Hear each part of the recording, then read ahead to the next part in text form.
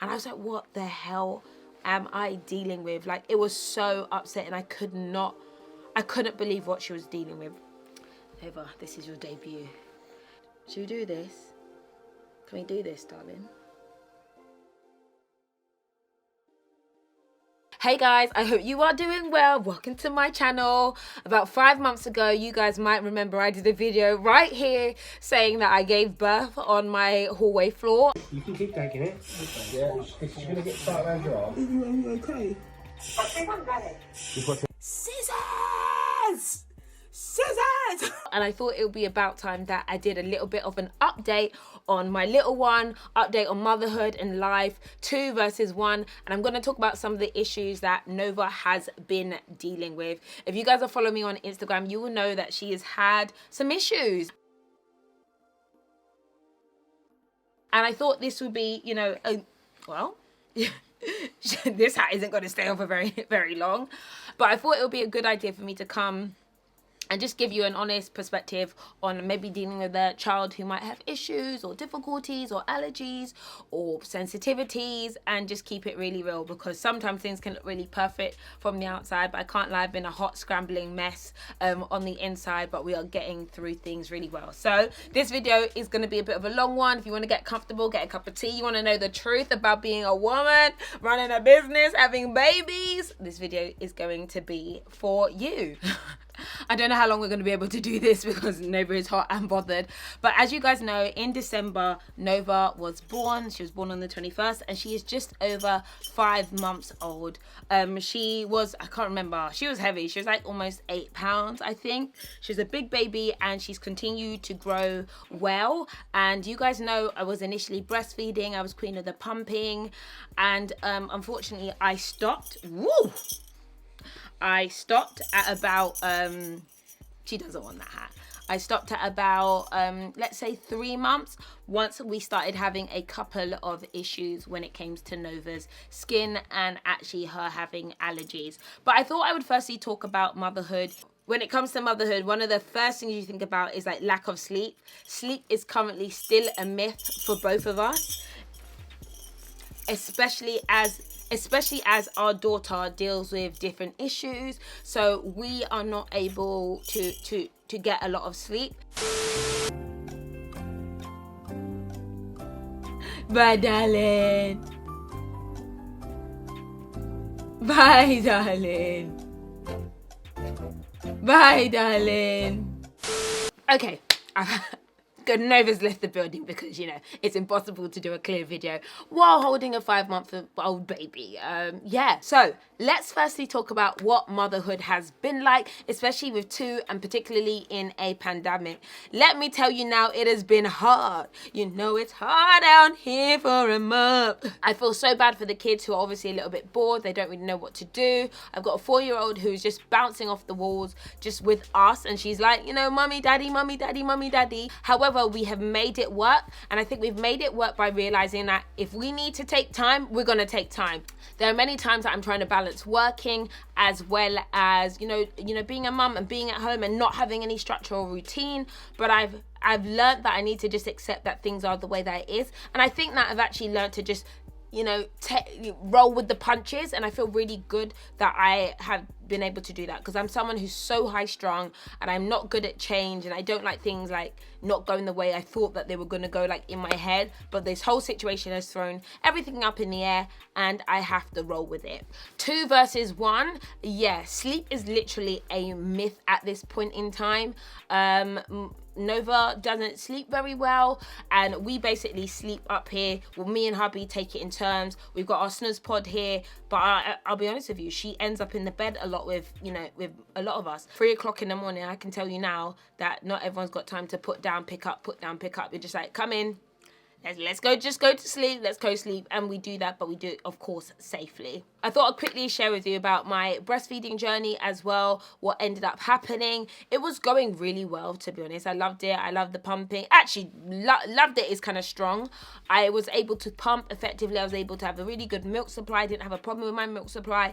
Nova was growing really, really well, but we hit a point where she basically started to develop what we were told by the GP was allergies, or maybe she was allergic to something I was consuming in my breast milk. Okay, so I'm gonna go ahead and talk about what happened with Nova, what's going on with her, what's up with her skin, and I think it's slightly intertwined to my breastfeeding journey as well. So Nova is dealing with atopic dermatitis, which is basically skin eczema, but it's in a very severe form, and it didn't start off like that, but I will say I was calling her Crispisha when she was born. This is Crispalisha. She says hey. She was quite flaky, she was a little bit drier. She was definitely drier than Grace, but I've seen babies who have flakier skin, but I just noticed that. I also noticed that she was a little bit more red. So she would, if she would cry, she wouldn't stay like yellow, she would go more red or pinky in color.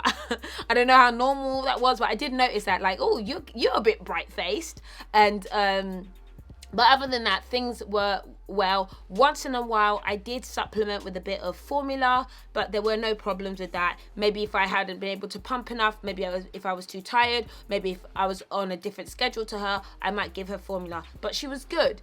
We went away to Morocco for a little bit. By the time we came back, within 2 days of coming back, she had this full-blown rash on her face. Her face went all weepy, oozy, and it went all crusty. And I was like, what the hell is going on?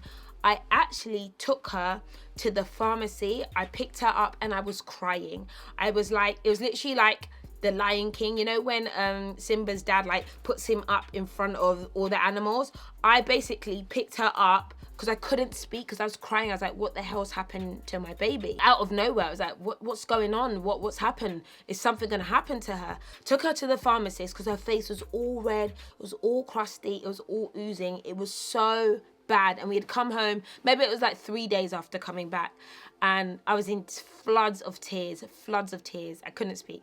And the pharmacist was like, she might be having an allergic reaction. You should go to the doctors. There's nothing we can give you for her.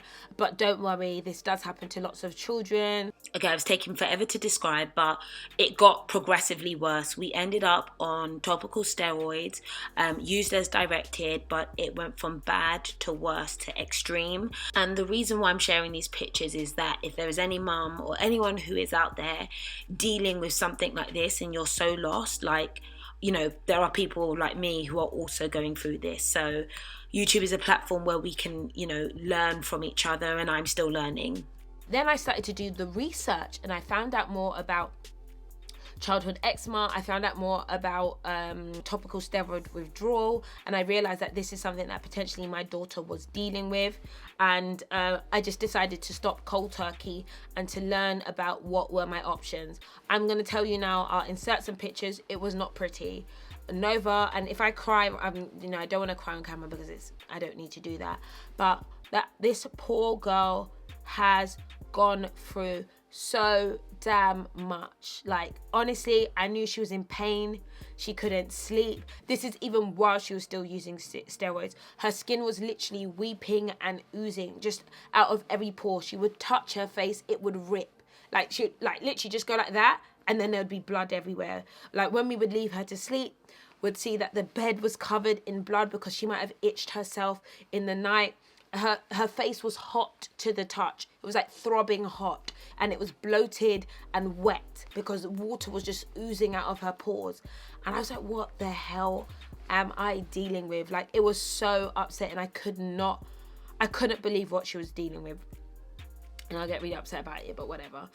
I found all these different like groups of people, parents dealing with children with eczema. Because what ended up happening is that we couldn't put her down. Like, if you put her down, you'd pick her up and she'd be a bloody mess. So I ended up just holding her all day long, Michael holding her all day long, just constantly. And then we also have Grace to deal with. Make dinner, hold her. Or she'd like lean on you and then she'd rub her face on you and there'd be blood everywhere because the skin had thinned out so much. It was so bad. And I knew that I needed to look for more natural remedies to deal with what she was dealing with. I found out about salt water baths or Epsom salt baths. I found out about lots of different options. I found out about the amazing power of zinc oxide. Wow. And I have to shout out to people that I specifically reached out to. I was up at 3 a.m., 4 a.m. I couldn't sleep because I was like trying to work out what to do for my child. I don't think people understand that when you see someone else hurting or your own child hurting, that you would much rather it be you. Like, there's nothing like the pain of your child being uncomfortable. If you could take it and if you could have it, you would do it. And it was something I couldn't, like, for weeks I couldn't sleep. I didn't know what to do. Let's not cry, let's take it back.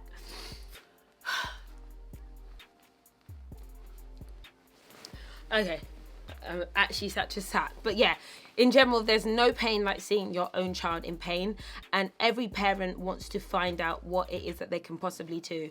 I started watching all these videos on YouTube. I found out about this community of people who were going through TSW.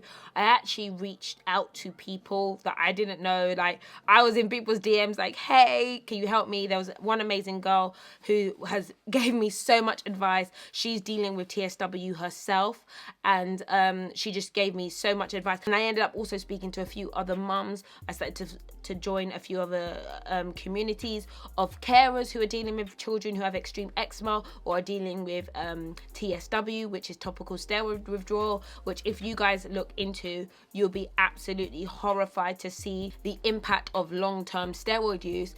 And I think it also made me reflect on the fact that you know, she was very young. She's 2 months old, and we're giving her really strong medicine that potentially could have a detrimental effect on her skin and may not have been needed. But I don't want to, you know, I don't want to shit on the medical system as it is, because obviously there's protocols that every doctor goes through, and everyone in dermatology, every doctor will say go ahead and use the steroids. But so I realized that I was going to accept that we're on a journey right now when it comes to her skin. We're on a journey on, you know, looking after her as much as we possibly can, keeping her protected. And so she's also highly likely to have allergies. So children with eczema or atopic dermatitis, especially extreme extra, are 50% more likely to have extreme allergies and asthma. So I've not been able to start giving her food properly yet. And right now, the whole goal for us is for her skin to be under control. And since I've been doing some of the natural methods I've been doing at home, I've seen a huge improvement. The kind of extreme weeping has stopped, but her skin does cycle. So it's like it scales up, and then it cracks and it falls off. It scales up, it cracks and it falls off. I know this sounds really gross, but it's less weepy and it's less sore. It's not red and as inflamed, and she's not as itchy, but she is still, you know, dealing with it. I would say she is 30% on the way there. So she's got a long way to go, but, you know, I'm willing to put in the hours, you know, I'm willing to take the time it takes to get her to full health. And I know that she's only young now, and that hopefully by the time she's a year or two old, you know, she'll grow out of this, because eczema is considered a childhood disorder. And with the allergies, you know, we're doing her allergy testing. It's been really hard to get stuff like that though at the moment during quarantine. Most of the private places are closed, and you know, people are not risking seeing people just for something as basic as allergies. So yeah, it's been a bit difficult, but she's happy. And so I stopped breastfeeding because I was told that she was allergic to whatever I was consuming. I couldn't eliminate enough without her still reacting. So, you know, I gave up, and now she's only on this special cow's milk free milk, which I don't think is amazing, but we are where we are at the moment. So we'll see how it goes. But besides that, she's so happy, she's so jolly, she's so smiley, and she's so bloody strong. So she has been doing well, and I feel so bad that she's had to deal with what she's had to deal with right now, because, you know, she was literally perfect. She didn't cry, she didn't make any noise. She's always so good and never whiny. But obviously, you know, she's in pain, she's uncomfortable, she's itchy, she's sore, so of course she's gonna, you know, cry here and there. So, but besides that, no, she's absolutely fantastic. What else is there to talk about? Oh, Fanny is doing great. I really just said that like straight off the bat. The girl down below is doing fine, doing really good. Actually really good actually. It's like they this might be a bit TMI, oh my god, like this is a lot. I have a decent pelvic floor, but I do deal with diastasis recti. I've shared this with you guys before. This is why I still look very, very pregnant. Like, well, not very pregnant, but like I look like I've definitely got a mum pouch. I've got a mum belly. It's because I'm quite narrow as a person, so I come out quite a lot, or I was massive, and then the abs are just so weak. So right now I'm actually on a challenge where I'm trying to exercise consistently, work on my intra-abdominal muscles, and really work on, you know, restoring that that girdle strength, as well as trying to eat well and exercise. So I'm trying to get that call back. And do I want more kids? You know what, I'm really broody, but I'm not ready to have more kids right now. I am actually looking at my contraception options because I'm not really willing to be pregnant again. I do not do very well with hormones, but I was considering getting the Mirena coil, or the coil that contains the hormones, as it's only localized versus your whole body. So I'm thinking I'm going to do that. But guys, that is it. That is my update on motherhood on Nova. I hope I've shared everything. You guys can catch me on Instagram if you ever want to see what's going on in my everyday life. To all the mums who are out there, I know it's very difficult right now with quarantine. If you've got kids at home, I know it's not easy, especially if you're a single mum. Shout out to you. You are fantastic. To all the women who are currently pregnant right now, I know it's a scary time, but I've seen so many people deliver really safely. So stay safe and just enjoy this period of time, and don't get stressed out by what is going on. So guys, that is it for me. I hope you enjoyed this video, but in the meantime, I will catch you all later. Bye.